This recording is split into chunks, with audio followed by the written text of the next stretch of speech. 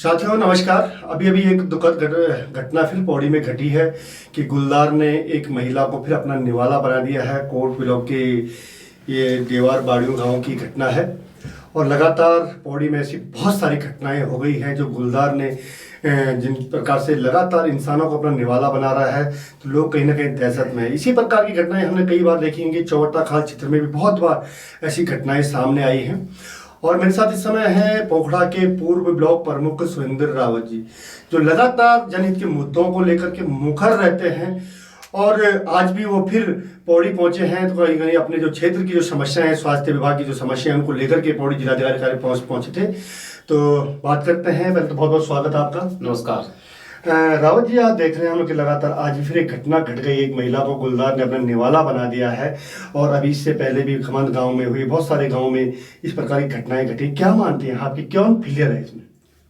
जिस तरह से आप देख रहे हैं कि ज़्यादातर जो घटनाएं हुई हैं वो पौड़ी मंडल मुख्यालय के नज़दीक के गांव में, चाहे उसमें कोट ब्लॉक हो, सतही जो है पौड़ी ब्लॉक हो या खिरसू ब्लॉक हो। फिर उसके बाद घटनाएं सबसे ज़्यादा हुई हैं पोखड़ा ब्लॉक में। और पोखड़ा एक घटना जो है सुखई में जो है बिरोंखा में भालू वाली घटना हुई थी। लगातार घटनाएं हो रही है और 6 घटनाएं तो हमारे पोखड़ा ब्लॉक में हुई है, जिसमें कम से कम जो है 3 से 4 लोग जो है उसमें अपनी जान गंवा बैठे। कंचन देवी ग्राम देवराड़ी से अभी भी वो कल जो है एम्स से आई। मैं आज सुबह फॉरेस्ट वालों से मैंने फोन पे भी बात करी कि भाई वो कल एम्स से आई, उसका ट्रीटमेंट शायद गलत हो गया है, आप उसको एक बार पूछिए। परसों माननीय मंत्री जी के पीआरओ जो है उनके पास गए तो उनके पास उनको लाया उनके आवास पे, तो उन्होंने कहा हम आपका ट्रीटमेंट कराएंगे। वहां उनको भेज दिया फिर एम्स में फिर डॉक्टर ने जो है सिर्फ थोड़ा सा 5 मिनट देखा, उसको फिर वापस भेज दिया। कहने का मतलब यह है कि जो घटनाएं जिसमें जो है लोग अपनी जान गंवा बैठ रहे हैं, उसमें भी ना तो सरकार संवेदनशील है, जो व्यक्ति घायल है उसमें भी संवेदनशील नहीं है।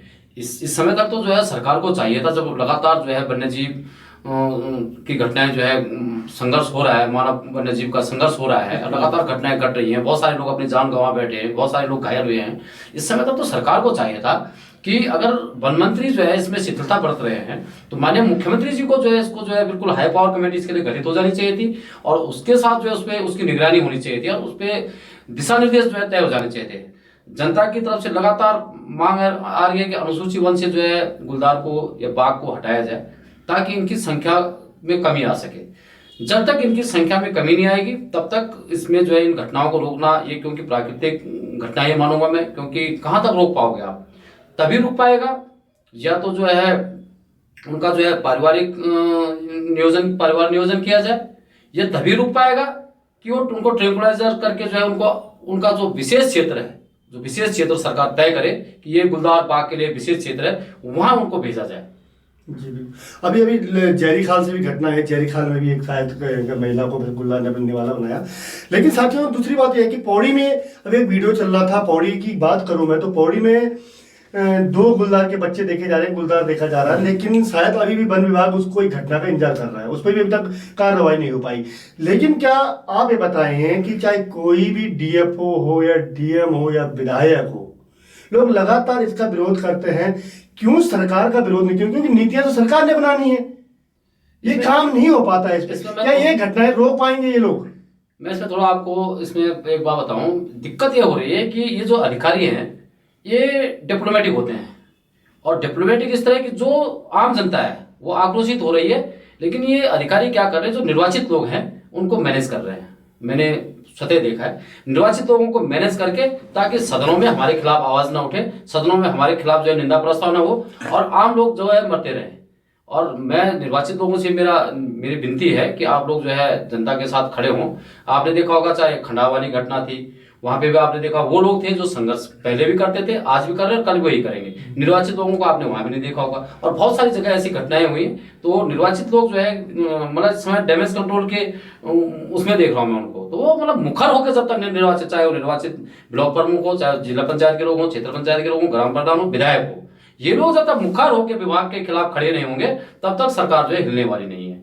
या तो फिर एक बिल्कुल जनाक्रोश आज जैसे उत्तराखंड बनाने का जैसे आंदोलन हुआ था, तो आज तो जो मैं बता रहा हूँ कि इन पहाड़ों को बचाने के लिए इस तरह का जब आंदोलन होगा, चाहे वो रोजगार के बारे में हो, चाहे वो जंगली जानवरों के आतंक के बारे में हो, चाहे खेत खलिहान आप देख रहे हैं कि लगातार जो है गांव के गांव बंजर पड़ गए हैं, तो इन चीजों के लिए तो एक बहुत बड़ा आंदोलन होगा, तभी जाके कुछ हो पाएगा।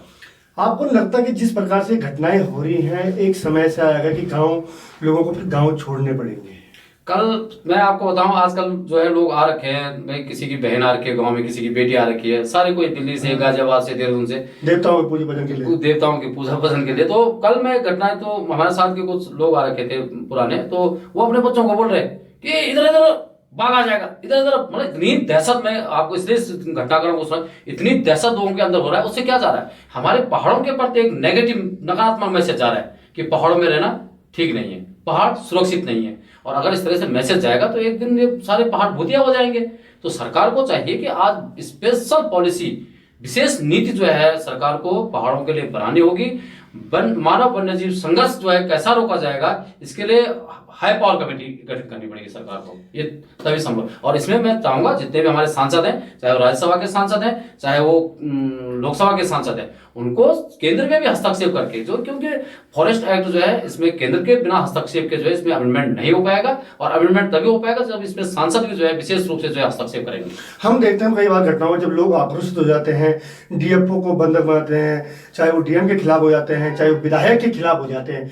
लेकिन जब हमने देखा कि स्वीकृति के लिए जब तक सरकार ऊपर से स्वीकृति नहीं देती है, केंद्र से नहीं देती है स्वीकृति, तब तक आपके जो ये नरभक्षी बाघ है इनको मारने का परमिशन भी डीएफओ के हाथ खाली रहते हैं, तब तक वो नहीं कर पाते हैं। इसीलिए हम बोल रहे हैं कि जब तक केंद्र सरकार का हस्तक्षेप इस मामले में नहीं होगा और राज्य सरकारों को जो है पावर निहित नहीं की जाएंगी, तब तक जो है नहीं हो पाएगा। इसीलिए मैंने सांसद जी का नाम लिया। इसीलिए मैं, चाहे अनिल बलूनी जी हो, चाहे देवेंद्र जी हो, चाहे अजय भट्ट जी हो, कोई भी सांसद हो, इनको हस्तक्षेप करना पड़ेगा। और जब तक ये हस्तक्षेप नहीं करेंगे, राज्य सरकार और ये जो सांसद, हमारे निर्वाचित सांसद हैं, चाहे राज्यसभा के सांसद हैं, इनके आपसी समन्वय से इनको एक तय करना पड़ेगा कि इस राज्य के में जो मानव वन्य जीव संघर्ष जो बढ़ रहा है, इसके लिए क्या करना पड़ेगा। इसके लिए मैं यही तो बोल रहा हूँ कि माननीय मुख्यमंत्री जी को जो है 500 जो 8 सांसद हैं हमारे, उनको बुलाना चाहिए, एक मीटिंग करनी चाहिए और उसके बाद केंद्र सरकार को प्रस्ताव भेजना चाहिए कि इस तरह से हमारे उत्तराखंड के पहाड़ों में इस तरह की घटनाएं घट रही हैं, जिससे पहाड़ जो है कुछ दिन के बाद भूतिया नजर आएंगे।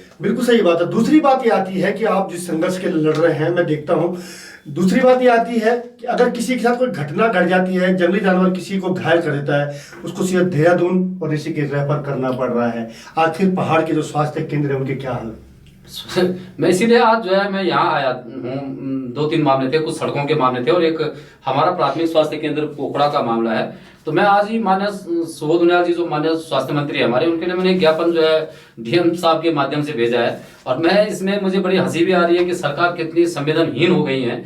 एक हमारा प्राथमिक स्वास्थ्य केंद्र पोखड़ा है, जिसका जो है 2006 में जब तिलकराज बिहार जी माननीय स्वास्थ्य मंत्री होते हैं, तब वहाँ पे सामुदायिक स्वास्थ्य केंद्र पोखड़ा के नाम से भवन के जो है लोकार्पण, शिलान्यास होता है। और उसके बाद 4-5-6 साल उसका काम चलता है और 2011 में जो है वो बन के तैयार होता है। और तत्कालीन मुख्यमंत्री माननीय श्री भुवनचंद्र खंडूड़ी जी, वो जो है उसका लोकार्पण करते हैं, सामुदायिक स्वास्थ्य केंद्र के भवन का लोकार्पण करते हैं। मैंने कुछ दिन पहले जो है वहाँ पे एक आरटीआई लगाई और आरटीआई से पता चला कि आज तक भी, आज 2026 हो गया है, आज तक भी जो है पोखड़ा प्राथमिक स्वास्थ्य केंद्र का सामुदायिक स्वास्थ्य केंद्र पोखड़ा के नाम से शासनादेश नहीं हुआ है। और जब तक सामुदायिक स्वास्थ्य केंद्र का ढांचा जो है स्वीकृत नहीं होगा, उसके डॉक्टर नहीं बढ़ेंगे, उसका स्टाफ नहीं बढ़ेगा, उसके नर्सेज नहीं बढ़ेंगे, उसमें जो है दवाइयों का स्टॉक नहीं बढ़ेगा, वहाँ पे मशीनरी नहीं आएंगी सामुदायिक स्वास्थ्य केंद्र की, तब तक कैसे करके वहाँ पे इलाज होगा। 2 दिन पहले की बात है, रेखा जोशी जो है वहाँ पे अपने पति संजय जोशी जी के साथ जो है वहाँ पे डिलीवरी टाइम में वहाँ पे जाती हैं और डॉक्टर वहाँ पे जो है हाथ खड़े कर देते हैं कि हमारे पास इस तरह के कोई साधन ही नहीं है कि हम यहाँ पे डिलीवरी करा दें।